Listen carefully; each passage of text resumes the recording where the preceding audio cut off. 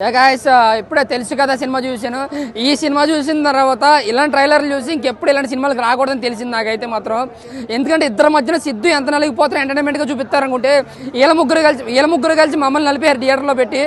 But తమనన్న మాత్రం కాపాడాడు. ఆయన బ్యాక్గ్రౌండ్ మాత్రం ఎక్కడ మైనస్ చేయలేదండి. ప్రతి సీన్లో ఆయన ఫ్రేమ్లో ఆయన కొట్టిన ప్రతి బీజిఎం కూడా అక్కడ సీన్కి అంత కంటెంట్ లేకపోయినా ఆయన బీజిఎంతో కొంచెం లేపడనే చెప్పాలి. బట్ కొన్ని సీన్లు అయితే అక్కడ ఎలివేషన్ అవసరం లేదు, ఏది నడిచొస్తే సరిపోద్ది. దానికి కూడా బీజిఎం వేసి ఎలివేషన్ వేసి ఏదో సిద్ధుని హైగా చూపించాలని ఆ క్యారెక్టరేషన్ ఏదైతే ఉందో, ఆ డైరెక్షన్ ఇంటెక్షన్ ఏదైతే ఉందో అదైతే బాగా కనిపించింది సినిమాలో. బట్ సిద్ధు గారు యాక్టింగ్ డ్యాన్సులు తీసేస్తే సినిమా చెప్పుకోదాకా పెద్దగా ఏం లేదండి.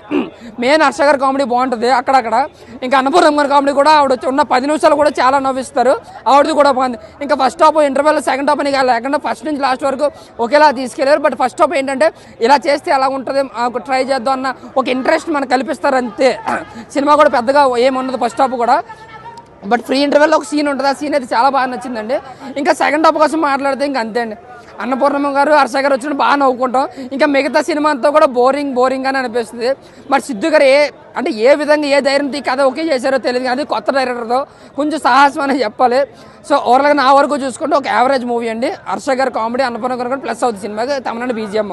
ఇంకా హీరోయిన్ల కోసం మాట్లాడుకుంటే వాళ్ళ ముగ్గురు కలిసి నలిపారని చెప్పాలి. పాయింట్ అనేది టచ్ చేశారు, కొంచెం కొత్తగా చూపించవచ్చు. బట్ దాన్ని ఏం చేశారు, చాలా పేలుగా చాలా రొటీన్గా తీసుకెళ్లారు.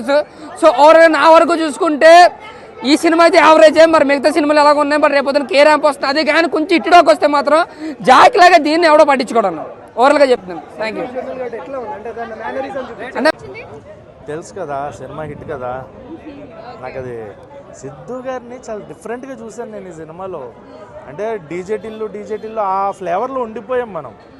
బట్ ఒక డిఫరెంట్ సిద్ధు, ఒక సెటిల్డ్ పెర్ఫార్మర్, ఒక ప్రాపర్ సెటిల్డ్ యాక్టర్ని చూశాను నేనైతే.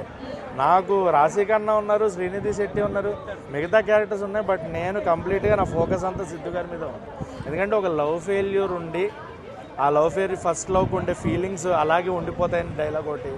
అమ్మాయిల దగ్గర మనం కన్నీళ్ళు కనబడకుండా కొన్ని డైలాగ్స్ ఉన్నాయి సినిమాలో. అది లవ్ ఫెయిల్యూర్ ఉన్నవాడికి అలా గుండెల మీద టక్కన కొట్టినట్టు ఉంటుంది అనమాట. అమ్మాయిలు కూడా నచ్చుతుంది, ఎందుకంటే అమ్మాయిలు ఎక్కడ తక్కువ చేయలేదు కదా ఎవరిని. అది చూడటం రాని వాళ్ళకి బాగాలేదేమో, నాకు నచ్చింది, నాకు నిజంగా నచ్చింది సినిమా. ఒక మంచి పెర్ఫార్మెన్స్ ఉండొచ్చు. అంటే పురాణాల్లో శివుడికి ఇద్దరు ఉన్నప్పుడు యాక్సెప్ట్ చేశారుగా, వెంకటేశ్వర స్వామికి ఇద్దరు ఉన్నప్పుడు యాక్సెప్ట్ చేశారుగా. ఇప్పుడు జనరేషన్లో మనం పెట్టుకున్న రూల్స్ కదా ఇవన్నీ, తప్పే ఉంది.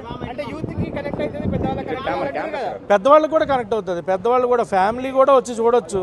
పాత అప్పుడులో కూడా మనకు చెప్పరేమో కానీ మన పేరెంట్స్కి వాళ్ళకి కూడా లవ్ స్టోరీస్ ఉంటాయి, వాళ్ళకి లవ్ ఫెయిల్యూర్స్ ఉంటాయి. వాళ్ళు కూడా ఎక్కడో సిద్ధు గారితో అప్పట్లో మేము ఇలా చేయలేకపోయామని బాధపడచ్చేమో. నేను కనెక్ట్ అయినా సిద్ధు క్యారెక్టర్కి, నేను కనెక్ట్ అయినా, ఎందుకంటే ఫెయిల్యూర్ స్టోరీ ఉంది కాబట్టి. సో ఓవరాల్గా సినిమా అయితే నిజంగా చాలా బాగుంది. మేబీ ఎవరికైనా నచ్చకపోతే అది వాళ్ళ ఒపీనియన్, బట్ నాకైతే సినిమాలు చాలా నచ్చింది. అండ్ తమనన్న మ్యూజిక్ బాగుంది, ఫైట్స్ యాక్షన్స్ ఎక్కువ ఎక్స్పెక్ట్ చేయొద్దు. రేటింగ్ అయితే 5కి 3. సూపర్ సినిమా, చూడండి థియేటర్లో, యూ విల్ ఫీల్ ఇట్.